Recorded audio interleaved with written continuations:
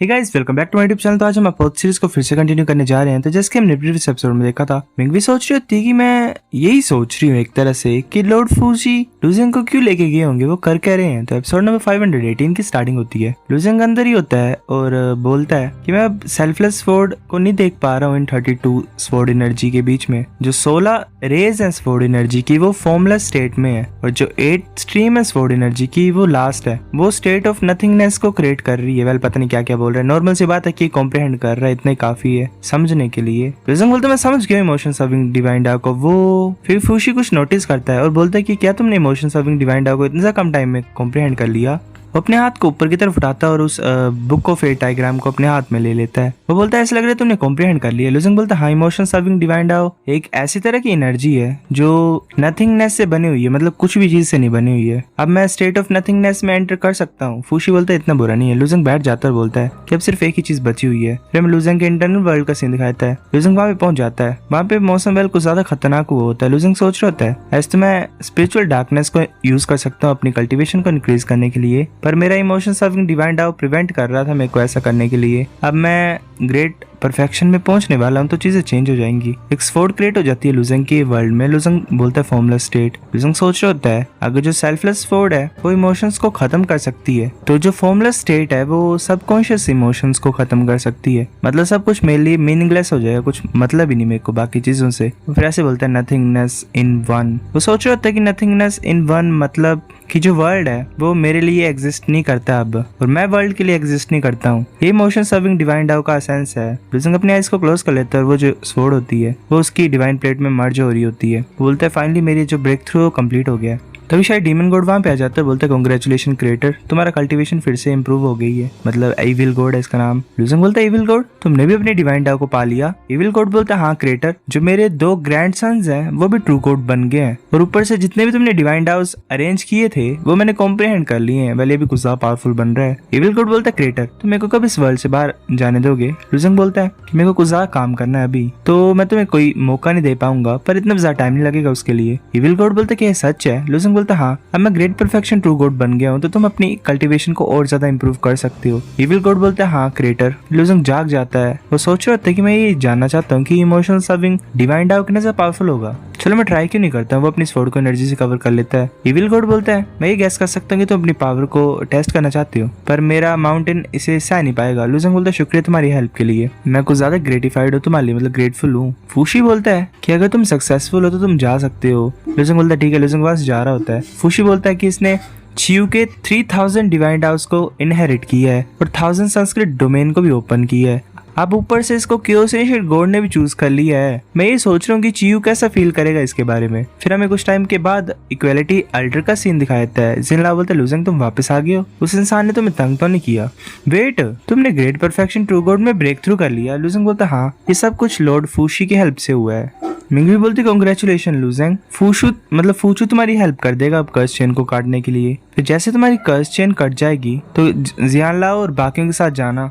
हमें वेट करना पड़ेगा सभी की चेन्स को कटने का, फिर बाकी सब कुछ अरेंज हो जाएगा, फिर हम टोरेंट बोन टावर के नीचे गैदर होंगे। लुजिंग बोलता है ठीक है। फिर हमें एक बात का सीन दिखाया जाता है स्काई स्पिरिट बोन टावर का। लुजिंग अपनी स्वॉर्ड का स्लैश करता है, एक बहुत बड़ा स्लैश जा रहा होता है। ऐसे ही लुजिंग सोच रहा होता है जैसे मैंने ग्रेट परफेक्शन को अचीव कर लिया है इमोशन सर्विंग डिवाइन डाउ के साथ, तो जो स्वॉर्ड स्ट्राइक है वो 5 टाइम ज्यादा पावरफुल बन गई है पहले से। मतलब जो इसका यूनिफाइड डाउ स्ट्राइक था उससे 5 टाइम ज्यादा पावरफुल हो गई है। जो यूनिफाइड डाउ स्ट्राइक है वो स्ट्रॉन्ग तो हो गई है, पर ये बुरी बात है कि मैं इसे टेस्ट नहीं कर सकता हूँ अभी। ऊपर की तरफ देखता है और बोलता है ऐसा लग रहा है कि नोवा रेस रेडी है, ये टाइम है जाने का। फिर हमें स्काई स्पिरिट बोन टावर के स्क्वायर का सीन दिखाते हैं, वहाँ पे सभी गैदर हुए होते हैं। जियानलाओ बोलता है मैंने बोन टावर का रेप्लिका अपने इंटरनल वर्ल्ड में क्रिएट कर लिया है। अगर तुम यहाँ से जाना चाहते हो और मदर वर्ल्ड में वापस पहुंचना चाहते हो तो प्लीज मेरे इनर वर्ल्ड में एंटर कर जाओ। फिर वो ऐसे ही मतलब एक चैनल टाइप ओपन करता है अपने इनर वर्ल्ड में, बाकी मार्शल आर्टिस्ट घुस रहे होते हैं उसमें। जियानलाओ बोलता है जो नहीं जाना चाहते हैं इस वर्ल्ड से उनका ध्यान तुम रखना। जो ग्रैंड एल्डर होती है वो बोलती है तुम्हें चिंता नहीं करनी जियानलाओ, मैं ऐसा करूंगी। यहाँ पे रुक के क्या फायदा है, मतलब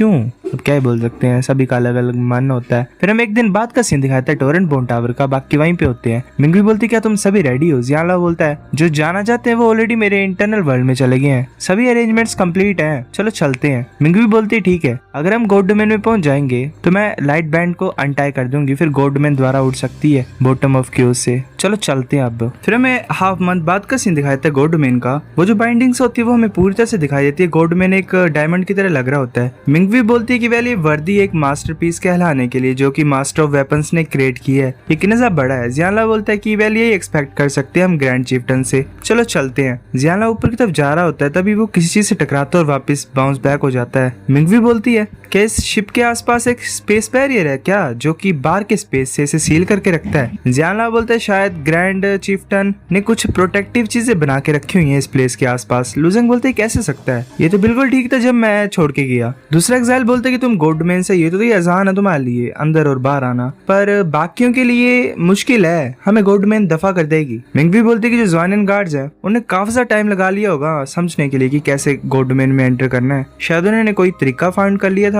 गॉड डोमेन की बाहर वाली वॉल को डिस्ट्रॉय करके एंटर करने के लिए। वो ऊपर की तरफ जाती है और अपनी एनर्जी को भेजती है ऐसे स्पाइरल टाइप में, वो जो उसकी एनर्जी होती है वो डिस्ट्रॉय कर रही होती है गॉड डोमेन की वॉल को और ऐसे ही एक बहुत बड़ा एक्सप्लोजन टाइप होती है। एक एक्साइल बोलता है ये तो हेवनली मिरर शील्ड है, मैंने एक्सपेक्ट नहीं किया था कि जो ग्रैंड चीफ्टन है वो इसे ग्रैंड मतलब गॉड डोमेन के साथ मिक्स कर देंगे, इंटीग्रेट कर देंगे। जो हेवनली मिरर शील्ड है वो हेवन और अर्थ को एक फॉर्मलेस पावर के साथ कवर कर सकती है, ये इतना आसान नहीं होता ब्रेक करने के लिए। मिंगवी बोलती है कि मैं भी इसे तोड़ नहीं सकती हूँ, अगर उन ज़ुआनियन गार्ड्स के पास कोई तरीका एंटर करने के लिए तो हम भी फाइंड कर ही लेंगे। मिंगवी बोलती है लुजेंग तुम कोई वीकनेस जानते हो क्या गॉड डोमेन के बारे में? लुजेंग बोलता है वीकनेस, मुझे पता शायद वो काम करे। फिर हमें एक दिन बाद गॉड डोमेन के टॉप का सीन दिखाया जाता है। लुजेंग बोलता है ये जगह है, मेरे को लगता है कि हम यहाँ से एंटर कर सकते हैं, पर मैंने एक्सपेक्ट नहीं किया था कि जो हेवनली मिरर शील्ड है वो यूनिवर्सेस को भी डिफेंड कर रही होगी। मिंगवी बोलती है यूनिवर्सेस, क्या तुम इन स्पेयर्स को रेफर कर रही हो? लुजेंग बोलता है हाँ, ये इंटरनल वर्ल्ड्स हैं सेंट्स के, वो गॉड डोमेन के सबसे पावरफुल बीइंग्स हैं, उन्होंने अपने इंटरनल वर्ल्ड्स को गॉड डोमेन के साथ अटैच करके रखा हुआ है, उनकी स्ट्रेंथ जो है वो ग्रेट परफेक्शन ट्रू गॉड से काफी सा ऊपर होती है। तुम ऐसा बोल सकते हो कि एक बेवकूफी वाला तरीका है, पर मैं तुम्हें एश्योर कर देती हूँ कि हम गॉड डोमेन में एंटर कर सकते हैं। ज़ुआनियन गार्ड्स उन्होंने भी सेम ही तरीका यूज किया होगा गॉड डोमेन के अंदर एंटर करने के लिए तब, पर टाइम लगेगा एंटर करने के लिए, 3 से 5 साल भी लग सकते हैं या फिर उससे भी ज्यादा। लुजेंग बोलता है कि मैं उतना वेट नहीं कर सकता हूँ,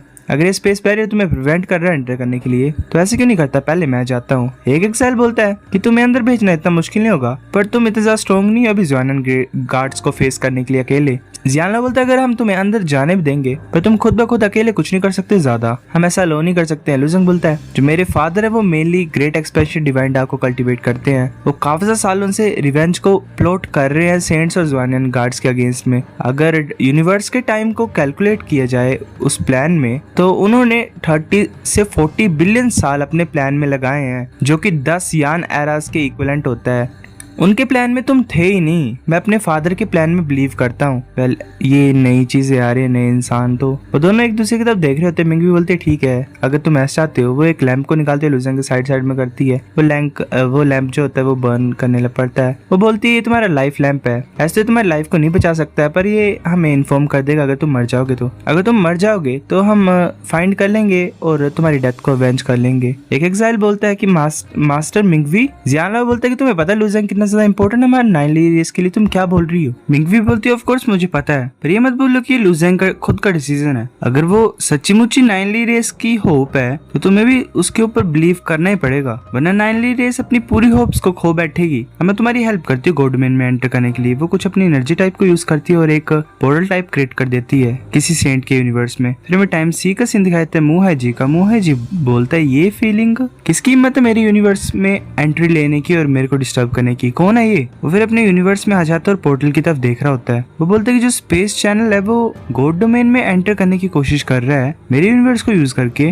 शायद कोई भी हो तुम, ये एब्सोल्युटली इम्पॉसिबल है मेरे यूनिवर्स से पास करना, वो भी बिना मेरी परमिशन के। वैसे अपने हाथ से उस पोर्टल को क्लोज कर देता है। मिंगवी बोलती है ऐसा लग रहा है कि वो जो तुम्हारा सो कॉल्ड सेंट है उसने मुझे देख लिया और स्पेस चैनल को डिस्ट्रॉय कर दिया। एक एक्साइल बोलता है कि अगर यूनिवर्स इंटरनल वर्ल्ड है सेंट के तो हमें बाईपास करना पड़ेगा उन्हें। मिंगवी बोलती है नहीं, लुजिंग सोच रहा होता है कि ये तो true meaning of word destruction नहीं है क्या। तभी एक और पोर्टल क्रिएट हो जाता है। मोहाजी बोलता द्वारा, इस टाइम ये 13 पाथ में डिवाइड है, वो द्वारा करने की कोशिश करता है, क्लोज पर पोर्टल बांधनी होता है। मोहाजी हैरान होकर बोलता है ये क्या हुआ, मैं इसे डिस्ट्रॉय क्यों नहीं कर पा रहा हूँ। कोई इस तरह का इंसान भी जो ऐसा कर सकता है, ये कोई ऐसा इंसान नहीं जिसे मैं ऐसे ही प्रोवोक कर सकता हूँ, तंग कर सकता हूँ। मैं जल्दी जाता हूँ और ब्रदर चुनचुन को पहले बताता हूँ। सो गाइस एपिसोड नंबर 518 इतना था। अगर आपको वीडियो पसंद तो लाइक करो, नहीं भी लाइक कर दो, शेयर कर दो, साथ कमेंट करके बता अगर आपकी वीडियो कैसी लगी, सब्सक्राइब करो। तब तक के लिए बाय बाय।